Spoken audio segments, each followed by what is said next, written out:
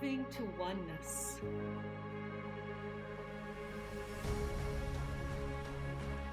Nourishing curiosity.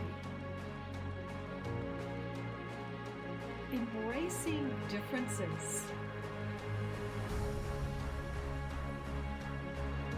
Becoming one.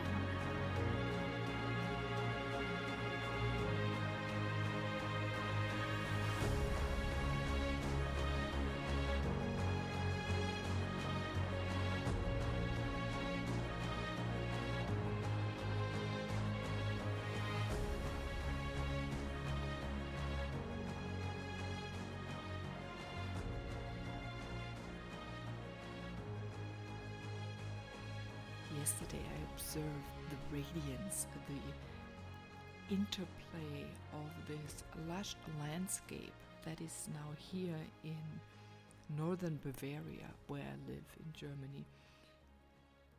The wind was playing with the grasses, and you could see how it was creating waves. The light was breaking and reappearing, and then there were clouds in the sky, right? Like a painting. It was creating all these shades, and the juxtaposition of the silver greens contra the yellowish greens of everything that is growing in an extreme fast pace, here at least. And if I look at outside of the window,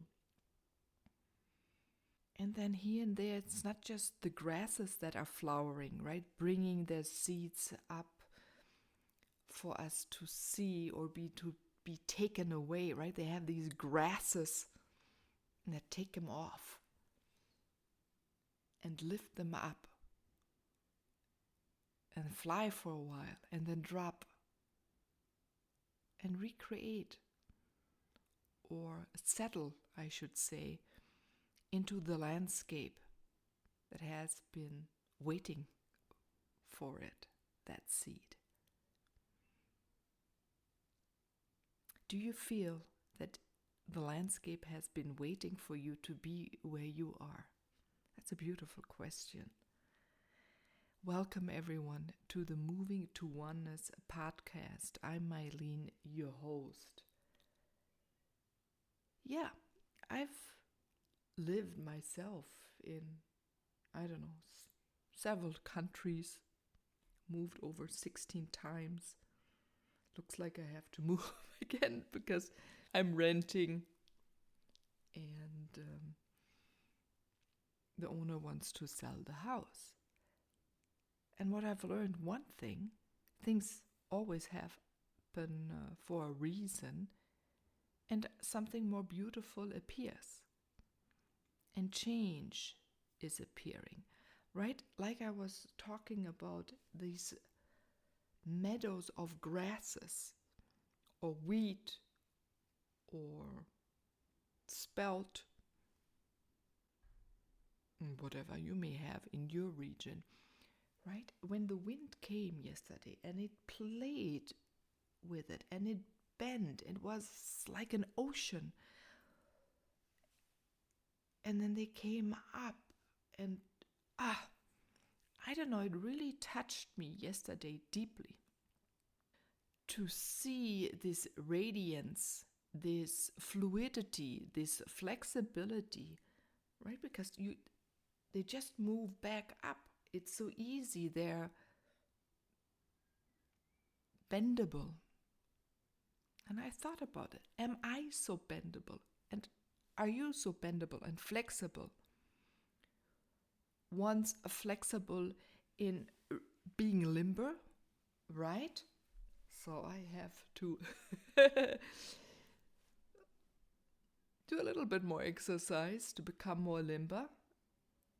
And especially after I have sat, right, these few months where I barely could move because of those pinched nerves and numbness, to get back, and not just to get back into the state where I was before, but what is my natural state of limberness? and flexibility, right? Our natural state. So it is not our natural state only, our enlightenment state in being aware, able to communicate with the rest of the world and the cosmos and the star nations and the plants and the animals, but also to bring my body back in to its natural state where it demands certain foods that are only healthy for it or nourish my body.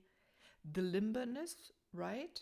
Flexibility, so that my bones can move in a gentle way. The muscles, the tendons, the ligaments, the blood vessels, right? That it's like smooth. We always, or I speak a lot, I don't know about you, about the ease of everything. So that is part of the ease we're desiring. And what can I do to support it? Yes, rest. Really observe whatever I put into my mouth, onto my lips or touch, if it feels right. If it's smooth. I spoke about water before, right? When you drink certain waters, try a few, from tap water, sparkling water, non-sparkling water, and then whole array of them. What is the ease of swallowing it? Is it easy to swallow? Or do you notice there's a resistance, or you have to work to swallow water? So once you're fine-tuned and experienced it with water, try it with certain foods, fruits. And even if you drink alcohol, even there, take a look. Because, for example, some wines, right, they have a mold. So go and figure out, do you drink it because you're used to drink it, or it is something one drinks? Is it smooth? The same with the food, even if it's green, leaf salad, does it even flow down your throat? Do you love chewing it? Do you love the texture on your tongue, on your palate of your mouth, right? This is so important, I think, that all of us, not just me, but all of us have fun again, taking in nutrition, food, that we celebrated, that in a way maybe bless it. You can bless it with words, with the energy of your hands. You can, with the looking at it and being so grateful, right? It's the whole love that oozes out of your body. And then we also get this vibrancy again, because I think often it's not there. We can look at our skin, we can look the color of it, the how it bounces back when you pull your skin. Are there gray tones in your skin, or is there a sparkle, or is it matte, right? And how can you uplift it? How can I uplift that again? And it's nothing to do overnight. We don't have to come and break something or break a routine to break our rhythm. It is to become aware of what we're doing now and what we desire to become, right? So often it's the topic about enlightenment or unification. Are we unifying with everything that is surrounding, that we put into our body? The same with the shampoo, the same with the toothpaste, the same with soap, detergent, with the liquids we use for cleaning our house. Notice it, even if you're in the grocery store and you reach for bottles, How do you feel? Maybe you have to go to another store. They have a different brands. How do you feel taking those?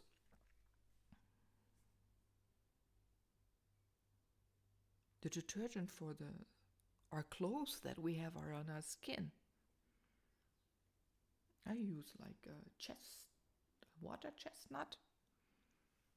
But it's a liquid. I don't have the nuts myself in my washing machine. But this plant already gives a certain softness to the clothing.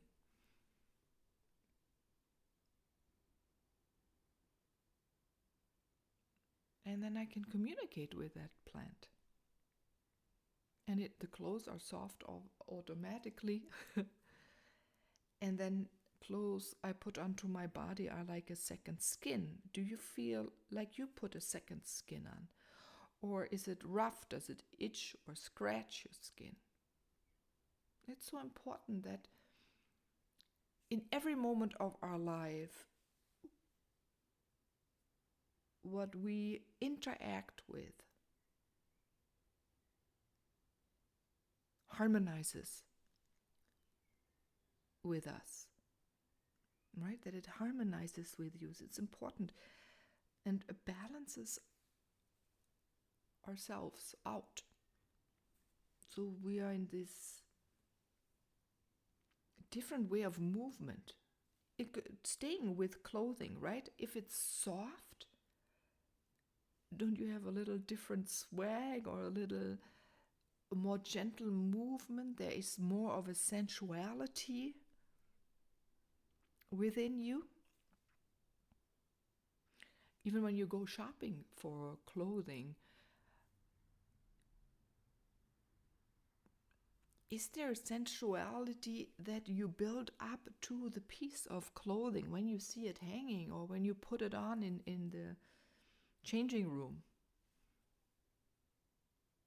Do you feel like it lifts you up? It makes you stand up more as yourself? Does it soothe you? And why am I speaking about this? Because I believe it is so important at the moment, and the energies, if you double check the energies and see if you agree with me, it is for us to move into action. It's one thing I've also learned throughout my body, right? But that we move into our style of action in our way. And it hasn't been there yet because we're now all living to create newness. We're part of the change. We're not a byproduct of the change. And this is very important to distinguish. We're part of it. In a way, we dictate how it goes. The more I am in this fluidity, in this softness, into my gentleness, into my sensuality, or even sexuality, even there, right? That we don't feel numbed anywhere in our body. Many of us women, and I include myself, the trauma of our body, our sexuality. Am I comfortable 100% with what I express? How do I stand in front of a person with another gender?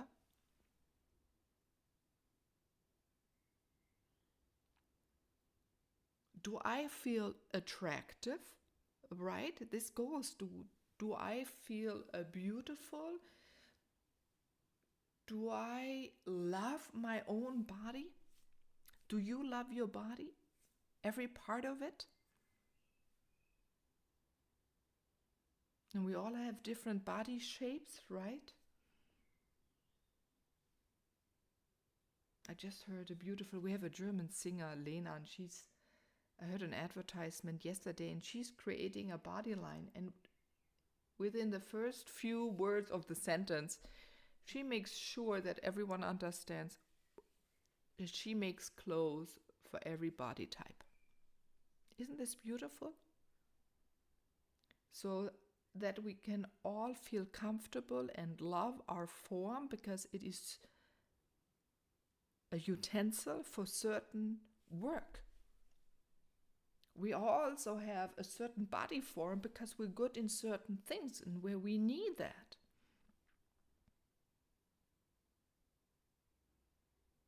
And where do we tighten in our body and close off, or what don't we show?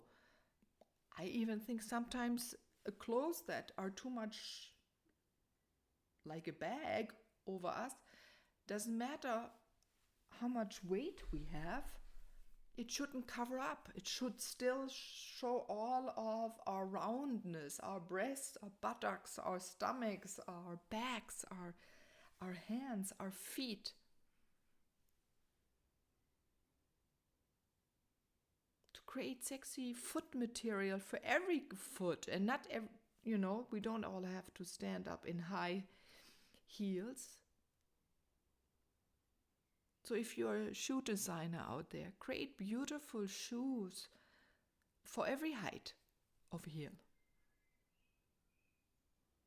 There's sometimes, I think, too much of a distinguishment of the sensual high heels. I don't know how many women really can walk for a long time in those shoes, but we get showed those the whole time.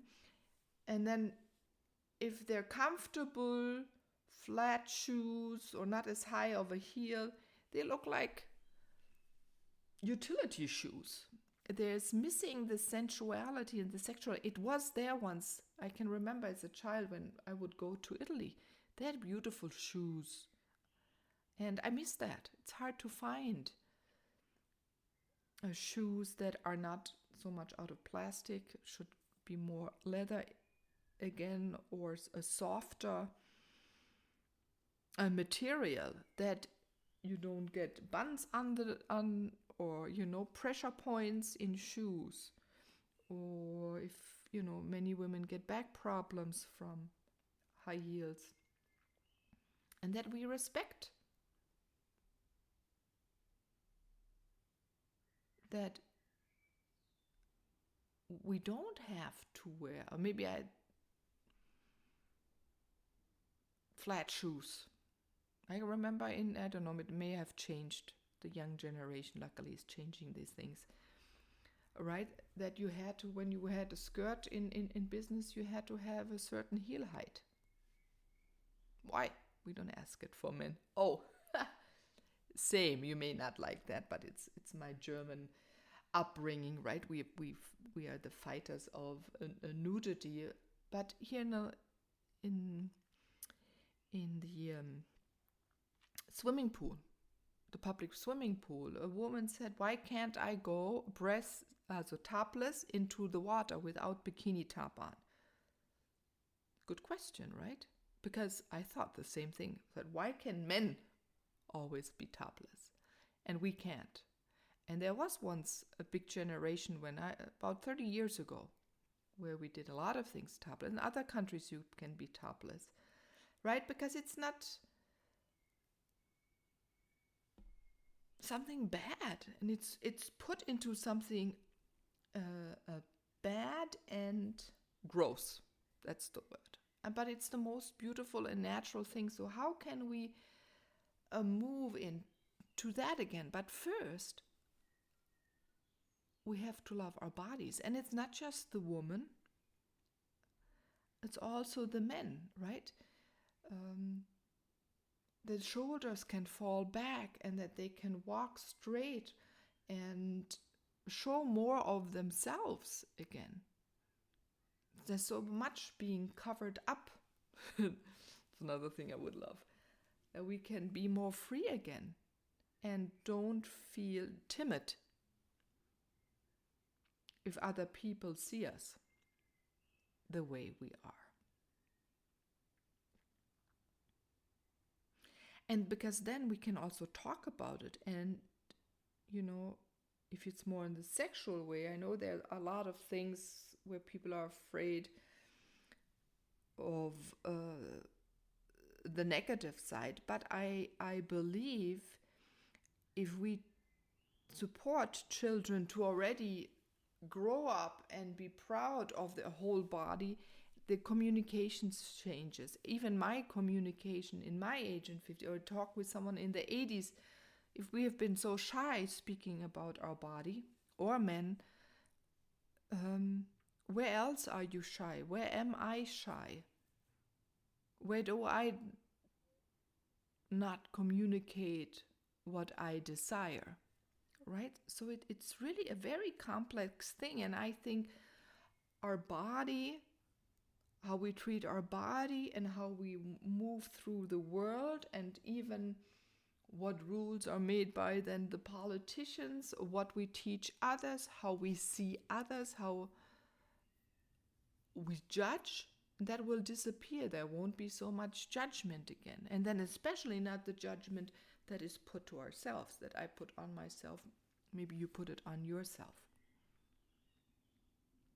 Well, I didn't think that our show would go that direction.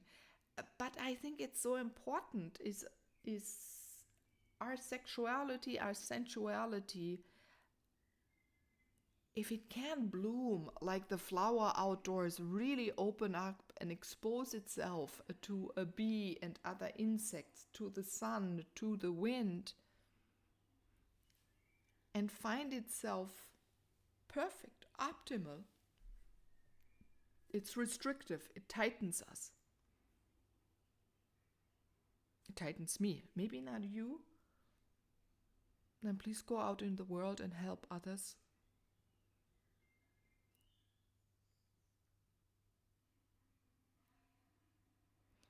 Yeah, because this will, I think, change a lot. And we carry so much. And now I was just speaking with a friend of mine, right? War, and many of our cultures, we have experienced so much war, and the body was being used as, I don't want to go into it, but you know all what I mean, right? To break us. To break you, to break me. And that is in we carry that a little bit too. So I invite you to bring awareness to that. What do you still carry? So as I meet now, for example, all the Ukrainians, my neighbors where I work as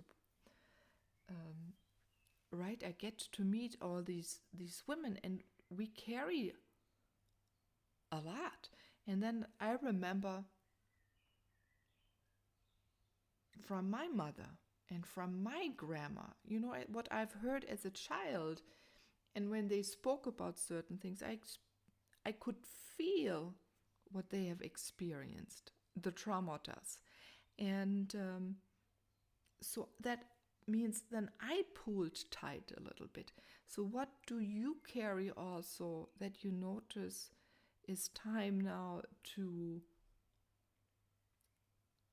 bring up and unfold and dissolve? It's not like we have to go through that trauma, but see, oh, that is still holding me tight here. This is not letting me speak what I want to say here. Here I can't feel soft enough because of that, right? Go search for that.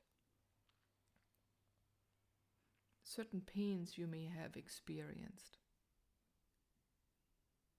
or you have felt the pain of others and have tightened.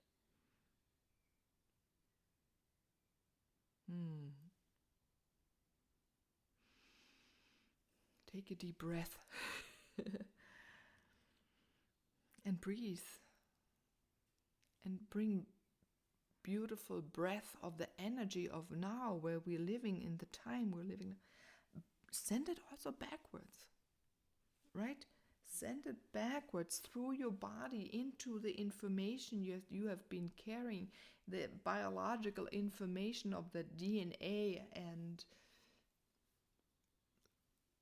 let it expand, soften, and send it on further back. We're not just beautiful beings that can go into the future, live in the presence, but we can also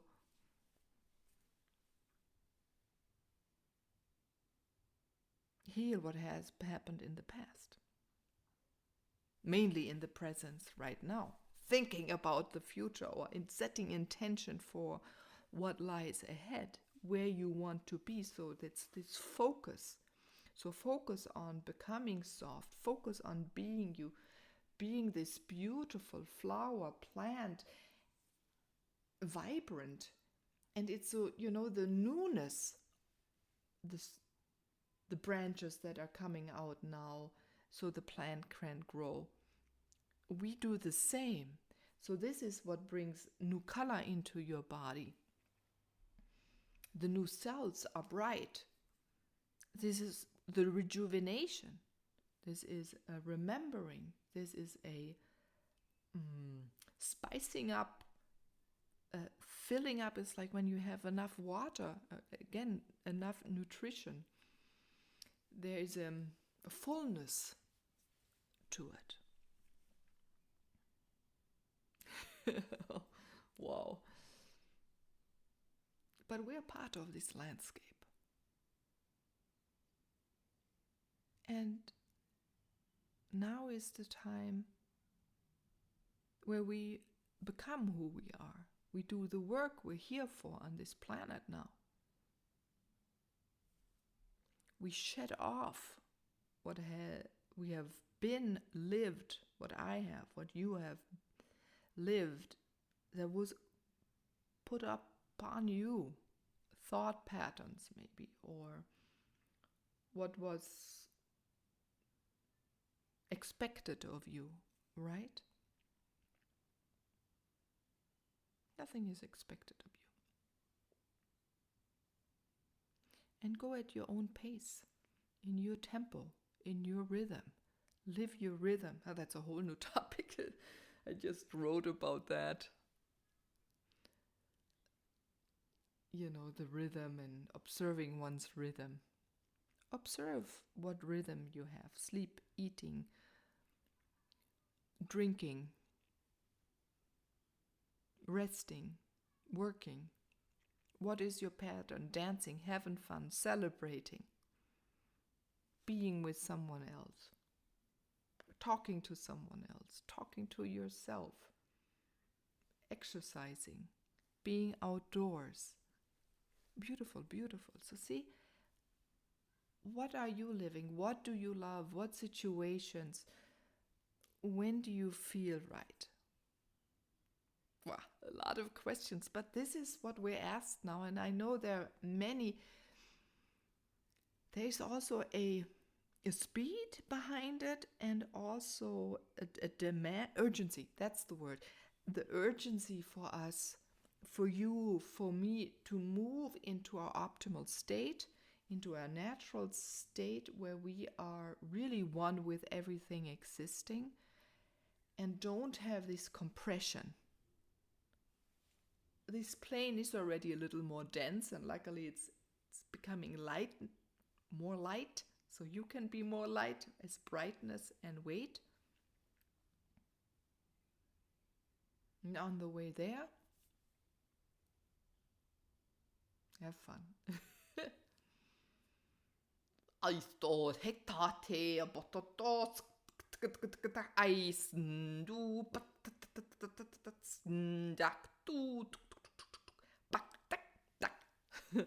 yeah, and feel supported. And there's so much knowledge being carried by others in this cosmos, the plants, the star nations, that you can ask questions to them or to other humans, right? Do know you're not alone. Thanks for these beautiful words of Sankantaha.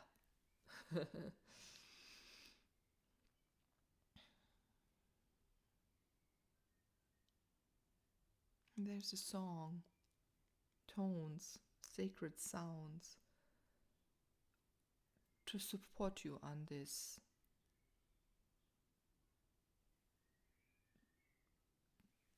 path. Or maybe you're standing whatever it is.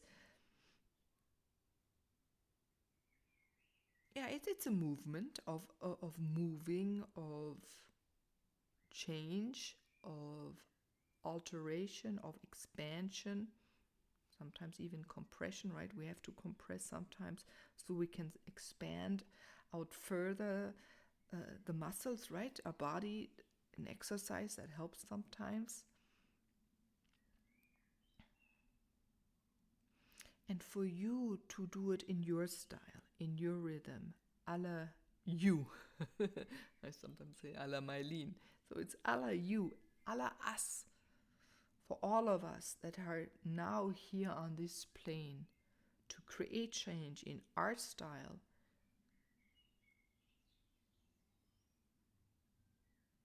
And we have practiced this.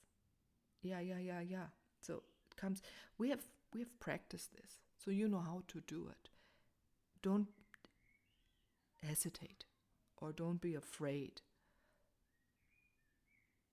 Take a moment and think about it. You have the ability.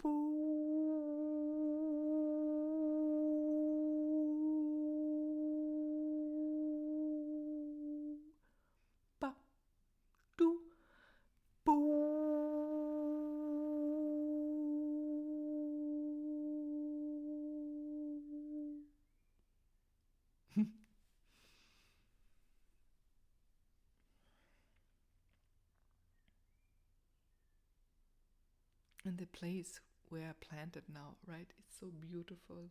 The birds are sounding outside, and you are where you are to be. And if not, you will be moved. Your body will notice it and move. If it's for an hour, for a moment, a week, a month, for years ahead. Even when you travel to certain places in the world. Do know where you are. Send your roots, your energy into the earth, into the ground. Connect with all existing at that place. Send your energy into the skies. Invite it into your body, as same as inviting the energies of the ground to come into you. And create your style a la you. And the more you do it, the more I do it, the more we do it, the more comfortable we are as who we are. We move more into who we are, the more brilliant us in our work, in our love, in our life, in our laughter, in our embraces, in our sensuality, sexuality, in what we plant back into the ground, so we can take it back again later for us to eat, or maybe it is in the ground for nature to stay, right? Like a lot of trees, plants need to be planted now, so we add back topsoil, or it can develop into topsoil.